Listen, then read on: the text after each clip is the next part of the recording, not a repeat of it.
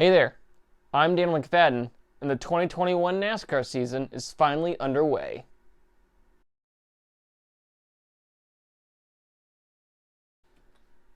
That's right, one weekend of the 2021 NASCAR season is in the books.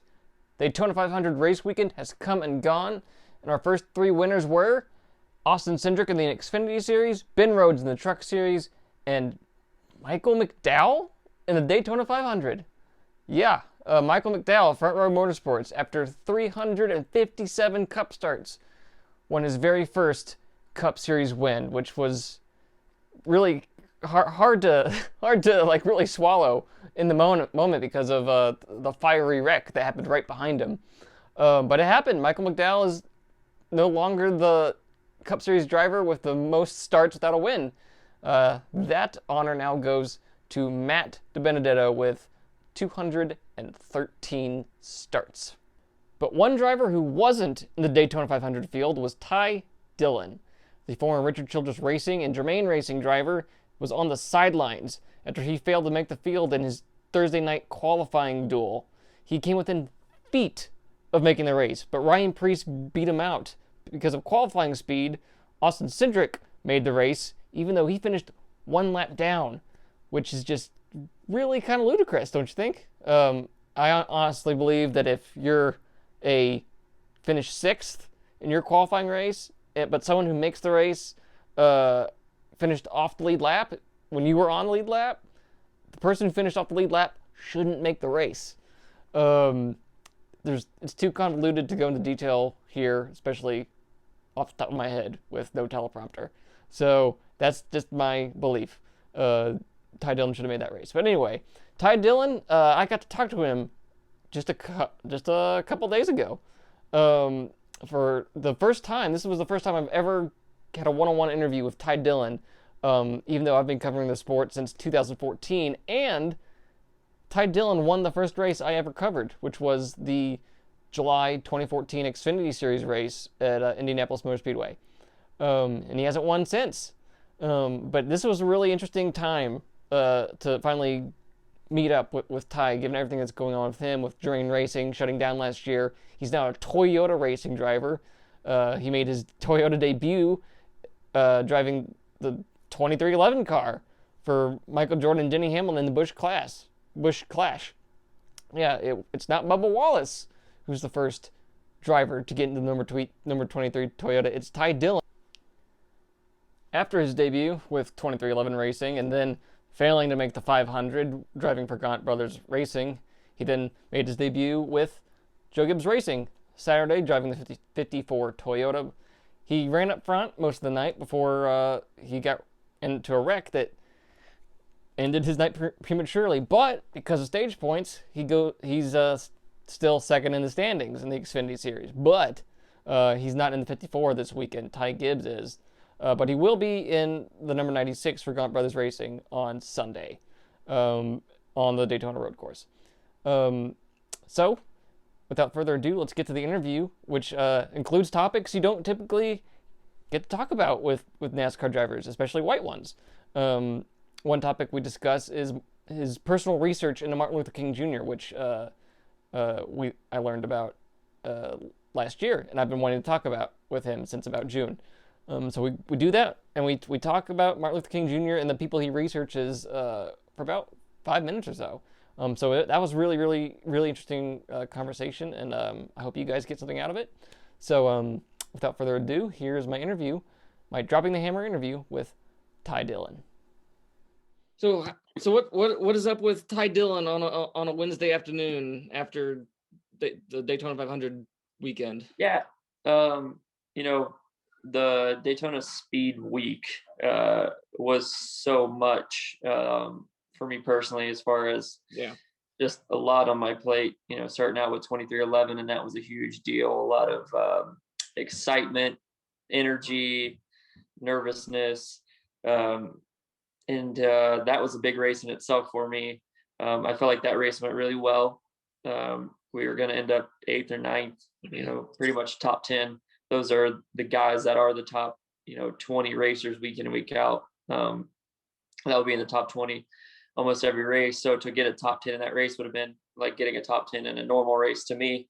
And I felt like we executed really well. We were going to finish 8th or 9th, depending on how it shook out on that last corner with Blaney and Chase getting together. Yeah. But we had those 2 loose lugs and didn't get the result. But would have finished well. So that was kind of a little bit of a roller coaster there at the end, but still a really good opportunity, really cool. And then we had the duels, which was exciting and unfortunate, another emotional roller coaster.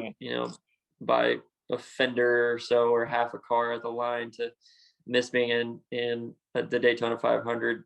That was heartbreaking. That was a really, really hard night emotionally. And then you got to saddle back up and be mentally prepared to go in another car for a third different team, and try to go win an Xfinity race, which felt like, had a good night, had a good race, was able to do some great things, and just got kind of put in a position there on that lap where I was getting pushed so hard by the car behind me that I was put in a vulnerable spot, and just kind of got the air taken off of me. And unfortunately, not only did I cause a big crash, but took out my teammate in the process. So up and down week, I have felt a lot of peace about, doing really good things inside the race car, proving a lot of great things, but the results just weren't there. So sometimes, the results are the variance, and the work put in is where you have to find your peace, and and where you want to work, going forward. And I feel like it was a good weekend as far as executing the process of everything that I work on as a driver. I feel like I did a lot of things right. I would grade myself very well on that. Just the results weren't there. So hopefully, you keep putting in that hard work, and you'll have weekends that are the polar opposite of where this weekend went. Yeah, I don't think, did TV interview you after the duel? Because I don't remember seeing an interview with you. Yeah, they did. I'm not sure if they aired it or not, but they did interview me. Okay, because I never got to hear your thoughts about what happened, and I remember seeing the picture of you on the door of your car, like, head your arms afterward, and I was like, "What? I've never felt that gutted." For someone like you. And then on Saturday night, I didn't get to watch the race. I was listening to it on the radio when they said you got caught up, and it's like, I can't imagine what Ty Dillon's been going through for the last 72 hours. So how has there ever been like a 3-day, 4-day period for you like that in your career? Honestly, it's been more of a 5-6 month period that we've kind of been in a little bit of these negative outcome situations ever since, our team at Germain Racing was shutting down. We lost Geico, and was really kind of, thrown back on our heels, or on our butt, so to speak, with small amount of time trying to round up funding and sponsorship, which it takes a lot from the driver to bring nowadays, unfortunately, to even get a ride. So it has been a lot of lost L's in the column of getting momentum going on things, but also some great opportunities have come out of it over the last couple of months, and the opportunity to drive for Toyota, first of all, and with the 2311 guys, that was huge. And I'll go down as the first driver of that car, which is kind of cool, and something I'll always be able to say, whether it's in a trivia pack or what. But that was a great experience for me. And then, having an opportunity to race in the Daytona 500 and attempt to qualify in that race. And so there's been great momentum rolling. It's just been really hard getting there. There's a lot of conversations over the off season about trying to go full time, and feeling like I was really close to landing a couple different rides, and was beat out by more funding and more money, unfortunately, in a couple of those opportunities, which was disappointing and motivating. It's created a different passion and energy, a refueling, so to speak, in me. Also with a, abundance of gratitude of what I've gotten to do over the past couple of years of being full time. And I think that was something that helped me over Speedweeks, was that I was just thankful to be there after, really in the first time in my career, realizing how hard it is to be at the top level and to stay up there, putting in so much work this off season just to get to Daytona. I was just grateful for the opportunities I've gotten, and that I have still going forward that I'm hoping to continue to grow and turning to more things this year. Do you think going through what you're going through, is this something maybe you needed, like just going forward from this point?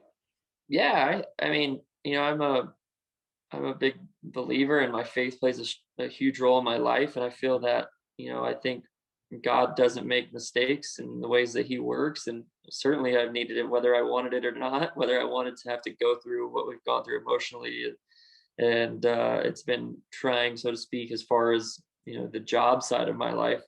I wouldn't have chose this path, but I know that God's got great plans for me, and the way that things are revealing themselves, not just on the track, but like in me, of my appreciation that I talked about, it is very natural because of what I've gone through. And I'm very thankful for that. I'm thankful for great perspective. When things get kind of taken away or pulled back from you get grounded quickly. And I feel very blessed to have that viewpoint going forward in my career. And hopefully, as my career gets somewhat resurrected and it gets more opportunities, I know I'll be able to carry that gratitude going forward. Are you kind of like in a mindset of like there's nowhere to go but up at this point? Yeah, I feel more confident in myself than the year I came into the sport, as far as being able to get the job done and win races and win championships. I feel personally like any team that doesn't take a chance on me is missing out right now. So, and I know that things don't just work out by saying that you're good. It's a lot of proving, and also in our sport having backing. But I do believe in myself, and I do believe in myself on and off the track, where I represent myself and companies. I feel like I'm getting to a spot in my career where I feel like I'm not, at the peak prime yet, especially when you look at other drivers who are hitting their best years of their career at 40. I'm still 28, but I've gotten good perspective quickly at 28, to where I work really hard. I work out really hard. I focus on my nutrition and health and all the little things that when you're young, and sometimes it takes a lot of years to figure out. I'm putting a lot of time and effort into that, and focusing on what it takes to be the best. And now I'm just waiting for opportunity to line up to really prove that with great equipment.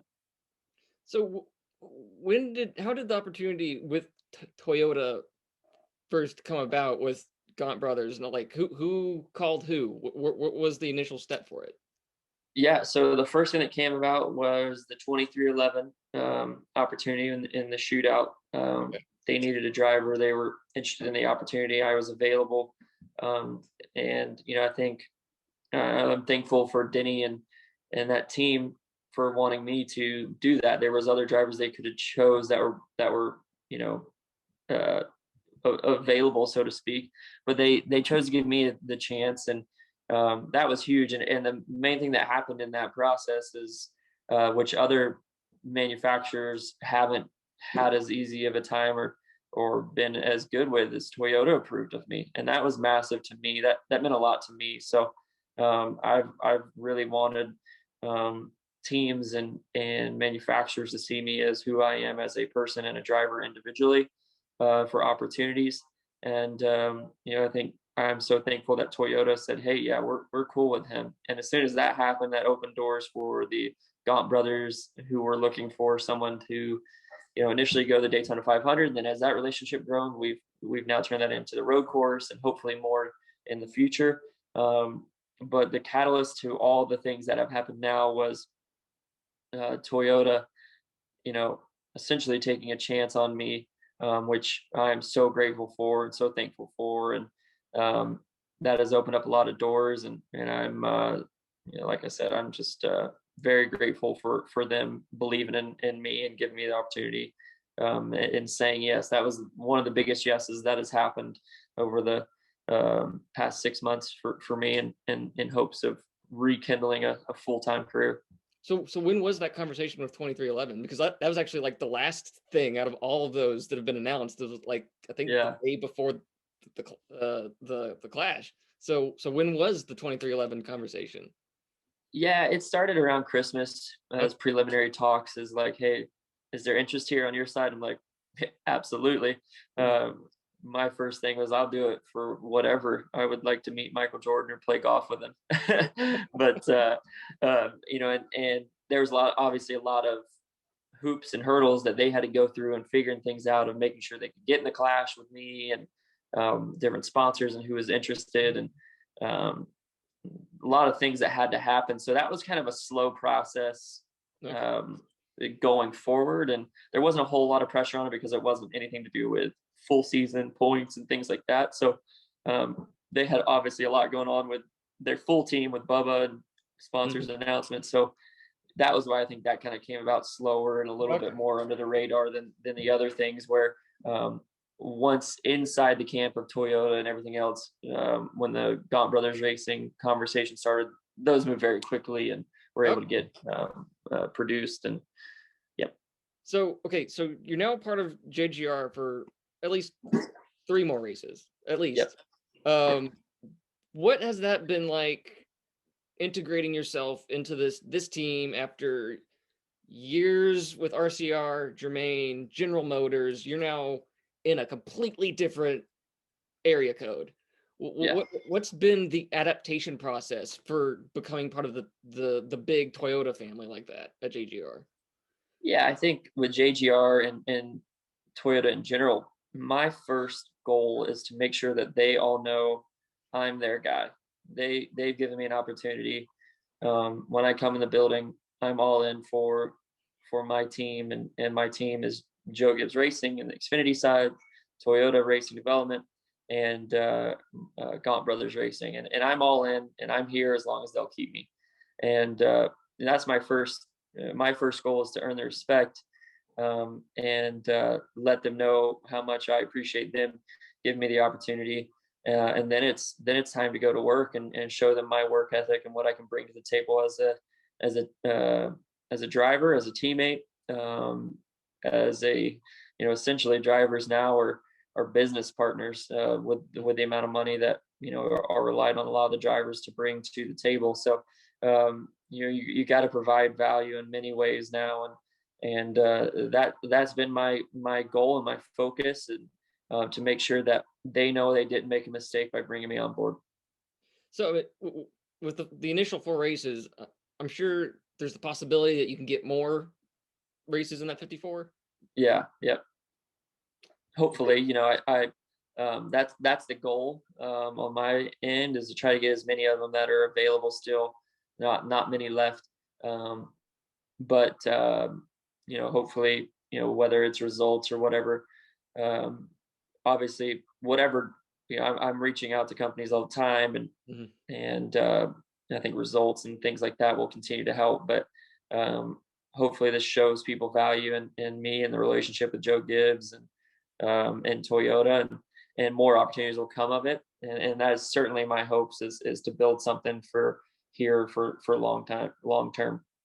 What surprised you about Toyota that maybe you weren't expecting? Yeah, I mean, I think that's a good question. I was always outside looking in.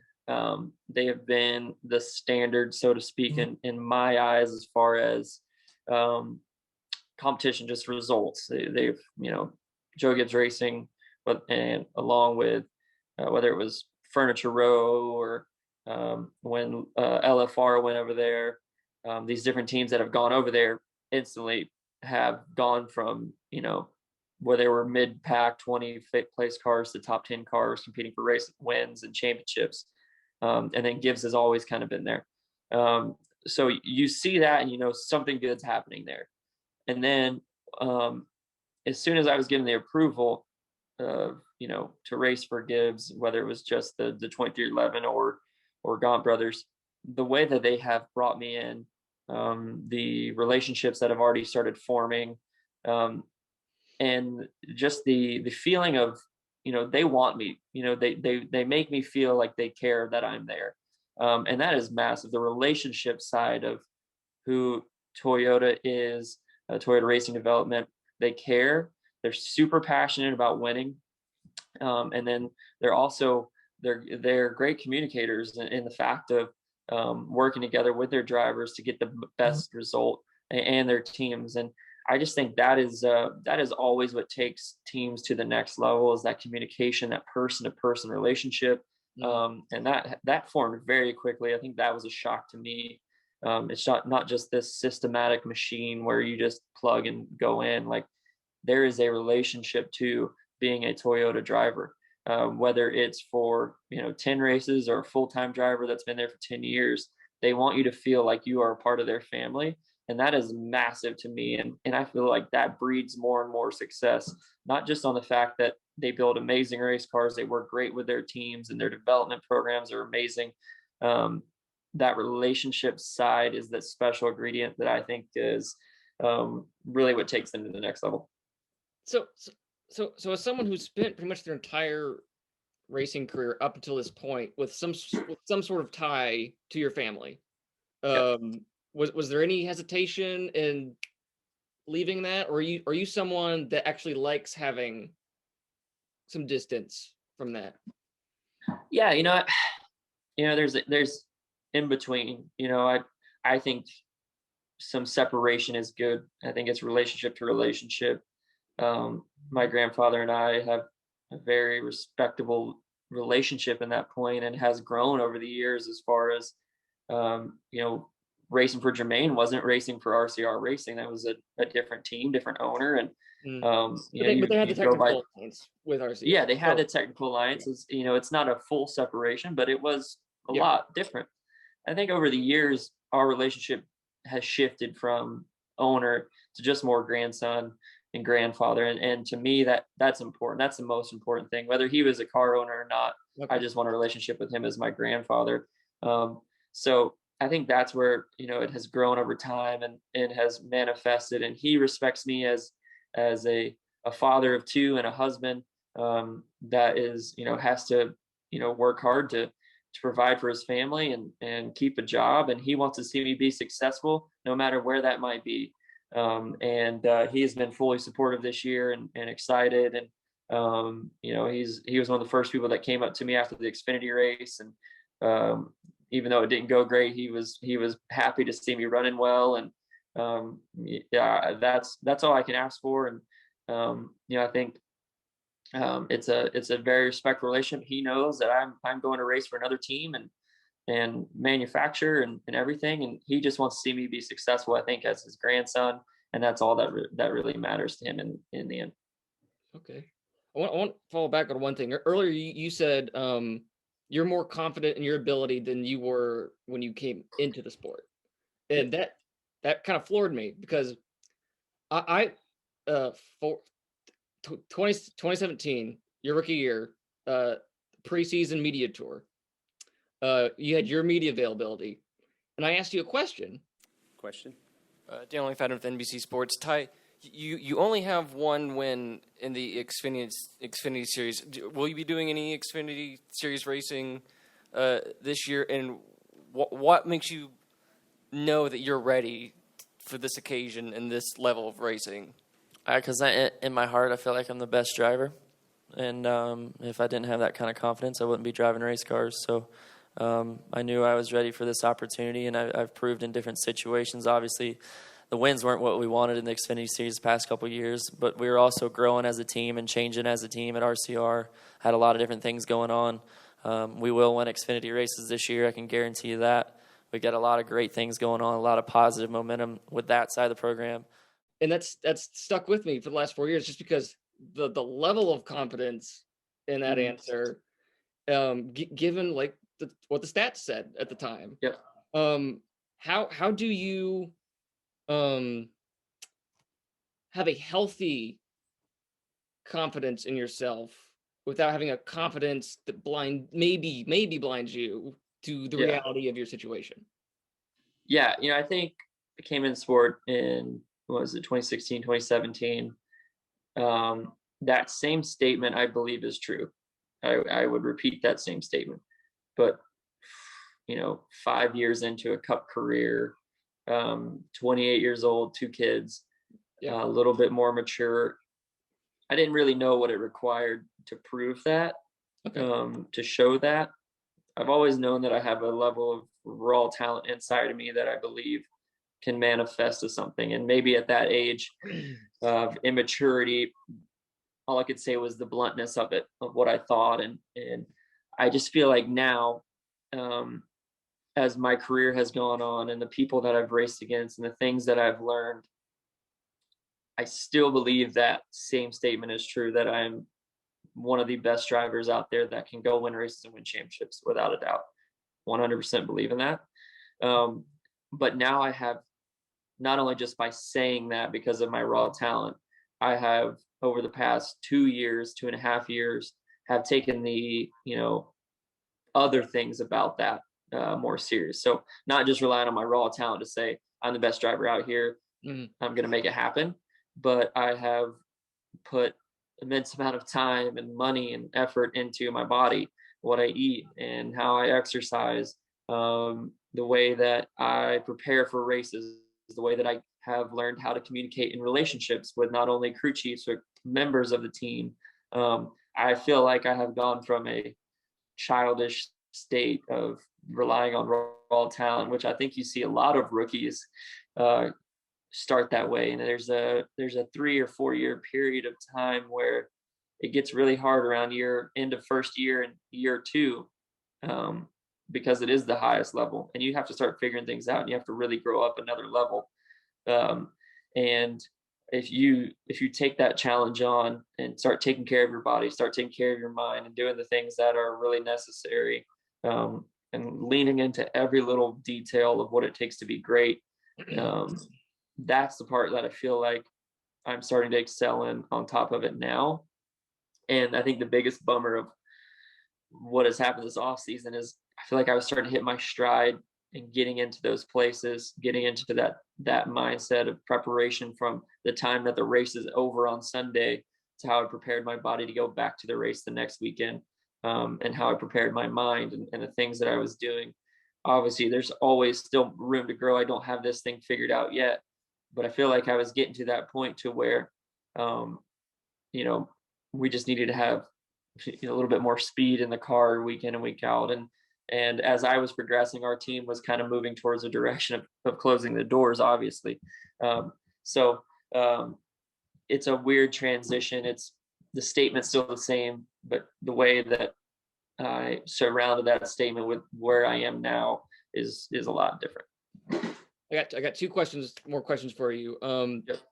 So last year, a lot of attention. You got a lot of attention because of the Instagram conversation you had with Bubba. And I think it was in that conversation that you said even before all the social justice stuff started last year, even before that, you had done your own studying of Martin Luther King Jr. Yeah. And that really surprised me because that's not something I would expect to hear from any driver really, in the NASCAR garage saying, yeah, I'm going of my own free volition to research Martin Luther King Jr. And I've wanted to ask you since then, what was it that made you want to research Martin Luther King Jr. and what's that research included? I think a lot of that came from, as I have grown and matured, kind of the same things that I've talked about that I've gotten to inside the race car, but outside the track, I've wanted to be a better person. I wanted to understand things better. And if you don't learn, you can't empathize. You got to empathize to be able to learn what other people are going through and to understand situations from not only your perspective in life. So, that was one of the things that I was really getting into, whether it was the beginning of the quarantine and even that previous off season, was just studying great people, no matter race or creed, whatever it was, gender, anything. I just wanted to study great people. And what was the reoccurring thing from whether it was Mother Teresa, Martin Luther King, just great influential people, and what their, all the speeches and all the quotes and all the things that they say, what was the reoccurring theme in those people and how they approached life. And that was what I wanted to learn. And through that, you learn so many details about great people and how they handle situations in your life. And it was unique how last year played out with all the social injustice and the different things that had transpired. I was thankful that I had kind of gone through my own personal study. I'm not a scholar of any type. I can't quote things right off the top of the books that I've read, but they impacted me personally. So when things came up in life, I had learned, doing my own research of trying to be a better person, to where I felt freer to speak about it, where I felt more truth. I couldn't, it wasn't that I, had to make something up that just sounded good, but didn't really know what I was talking about. No, I had put in the time to learn and to understand these things, because I didn't know. And I'm still trying to grow in that. And life isn't just about, for me, the racing side and going out and performing. I want to be a well-rounded human being. And most importantly, I want to be a good husband and a good father and a great example to my family.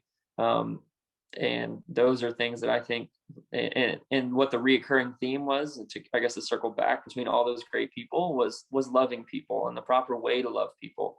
And that was literally the talk with Bubba, and the things that I posted was all because of the way that I have grown and trying to empathize and just love people, and realizing that I don't know everyone's situation. Not everyone knows my situation, but everyone deserves love and deserves to be treated fairly, and deserves an opportunity to speak and speak out. So just trying to learn that from all angles, because I have the way I was raised in my experiences is one way to see things, but then there's this whole, everyone has a million different perspectives in the way that they're raised and experienced. And you can't just say, well, this is how it happened for me, and this is the way I see things, and this is the way it's got to be. I think that's the most ignorant thing anybody can do in life, is to try to see it like that. So I've tried to just broaden my horizons, get out of my norm of life, and see things from other people's lives. And my wife is definitely probably the one to thank for a lot of that. And she's always had great perspective, and she's so empathetic towards just people in general, and has helped me grow immensely in that. What are some things, like books you've read about Martin Luther King Jr.? I think I read, I don't even know the name of it. It's really thin. It's kind of a thin book. It's just kind of I guess a autobiography, because it's not written by him, an autobiography by him. And I just did a lot of quote research. I watched a lot of YouTube old videos of his speeches and things, and just kind of did my own gathering of research. It was a bunch of different things. I think some of the most impactful stuff was some of his just speeches, just listening to the tone and the way that he, visually seeing that, because it was so much before my time, but putting myself kind of in that moment and then matching it with the moment that we were in, and just seeing how what he was saying then is still the same truth now with the things that's going on, and the way that we should react, and the way that we should treat each other. It was just one of those great tie together moments of history and current present time in my life. And it all matches up with my faith in God. And I think that was the main glue of the whole ingredients. I have a recommendation for you. I don't know if you have an HBO Max subscription. Not yet. I've got to cancel one before I plug in the other, kind of thing. I got so many. We're gonna have to cut some to get some of these new streaming services.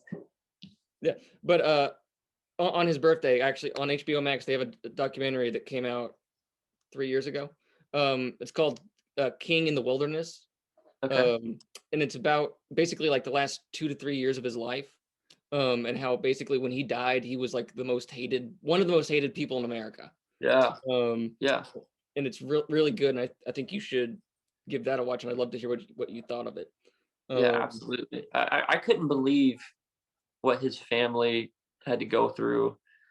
And I mean, his love to try to his love, or his passion to try to change the world, wasn't held back by anything. And he even had he had times where he had to be away from his family at a time of scary risk to try to change the world. And that was just a massive human being of life, of change. And if we could all just take a inkling of that and sprinkle it in our life, it's crazy. It would be way different. Yeah. So King in the Wilderness, remember that. King in the Wilderness, HBO Max. Okay. Last question. you're now teammates with Daniel Hemrick, and he's kind of someone who's like been in a similar situation with you. He's gotten to the top and it didn't work out, and now you guys are both there. And I'm wondering what's your previous relationship with him, and how will maybe you guys lean on each other this year? Yeah, it's so unique because Daniel, I've known Daniel since I was 13 years old. He was parked beside us at the summer shootout in Legend Cars when we were kids, and him and my brother became really quick friends at the racetrack. And so he was in our family, hung out with us all the time for years and years. So, we were always in touch, and we were dirt racing. He was doing more late model stuff. And as he was coming back in and he was getting opportunities in the truck series, we were adamant about getting him to RCR. And once he got there, he was successful in the Xfinity series and got his chance in the 8 car. Unfortunately, things didn't work out. And, but I've always been friends with Daniel and known him for so long. He's so talented. And, he's got his own career path and things, and he's just a hard worker and a grinder, and it's going to work out for him. So I think there's such a mutual respect there of, we're working hard to make it, to figure it out. And, mine's a little bit different than his. I was there for 4 years and he was there for a year, and his has been a little bit more erratic. I've been able to have more time in the Cup Series. But we're both trying to do the same thing, like you said. I believe we'll both be back up there again. All right. Well, thanks, Ty. I appreciate you taking the time out of your week. I hope you have a much better trip to Daytona. Yeah. This time around. Yeah, me too. You don't know this, but the first NASCAR race I ever got to cover was your Indianapolis win in 2014. Oh, really? Yeah, that was the first race I ever got to cover. Do you remember how it started pouring down rain during your winner's press conference, and you guys had to bolt? Yep. Well, anyway, you left behind your beer can, your Yingling beer can. I saved it. I still have your Yingling beer can that you had. That's cool. It's up in my my dad's shop in a box. So that's cool. So if we ever get back, if you get to go back to the racetrack or something, bring it with you. If I'm going to be there, and I'll sign it for you or something, and put first win or something on it if you want me to. That'd be cool. Yeah. But again, thank you, Ty. Yep. Have a great weekend. Good luck. Yeah, man. Thank you. Thank you.